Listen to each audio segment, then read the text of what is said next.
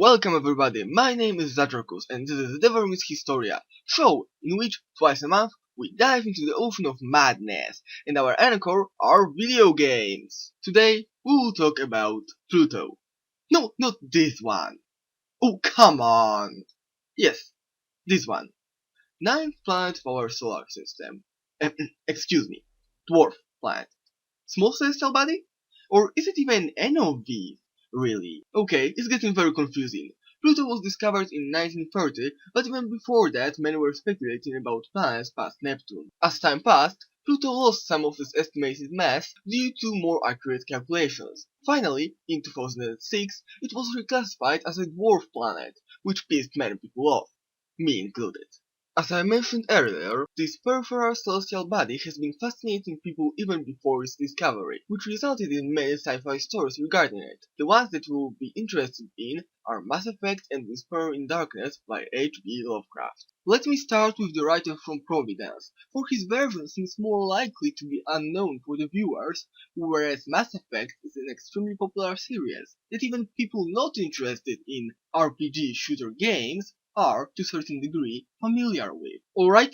Great! For the ones who aren't afraid of Cthulhu and aren't conscious of all the arguments on his name's pronunciation, let them be known that in Lovecraft's stories Pluto is better known as Yuggoth. It is, quoting Whisper in Darkness, a strange dark orb at the very rim of our solar system, where the sun shines there no brighter than a star, but the beams need no light. Yes, beams. Cause Yuggoth is populated by a race of fungi-like creatures called Mi-Go, capable of flying through cosmic void and, for example, removing brains from living bodies for an unlimited amount of time to insert them back later. Cool.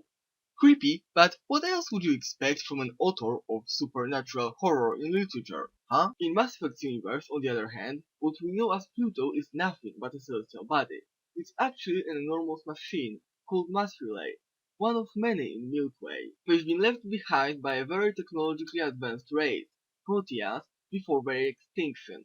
Mass relays allow for traveling faster than speed of light by reducing spaceship's mass using so-called element zero, but I'm digressing as most of that won't really be useful for us. If so, what is the goal of this video?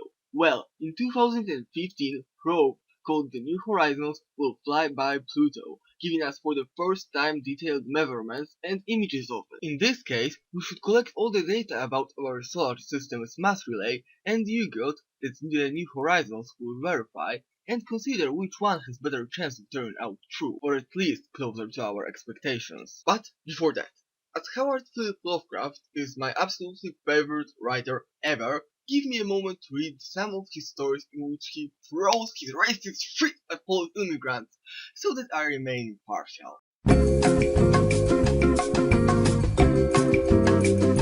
Okay, it's been enough. There are, basically, three main traits of Pluto that New Horizons will give us data about.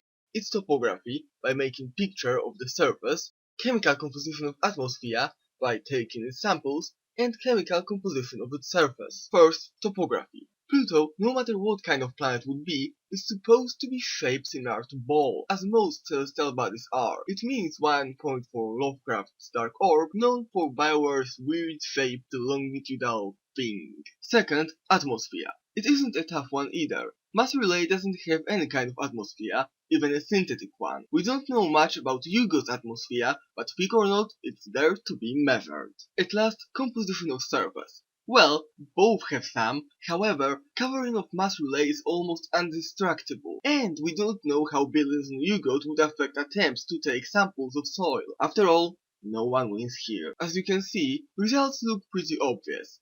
A year before we get any reliable data, we can with great confidence say that between those visions we have, draw. What? You expected anything else? Seriously, come back to the moment when I'm putting down info about Yuggoth. Or I just do it for you. Yes, beings. Cause Yuggoth is populated by a race of fungi-like creatures called Mi-Go, capable of flying through cosmic void and, for example, removing brains from living bodies for an unlimited amount of time to insert them back later. Didn't you ask yourself, flying where?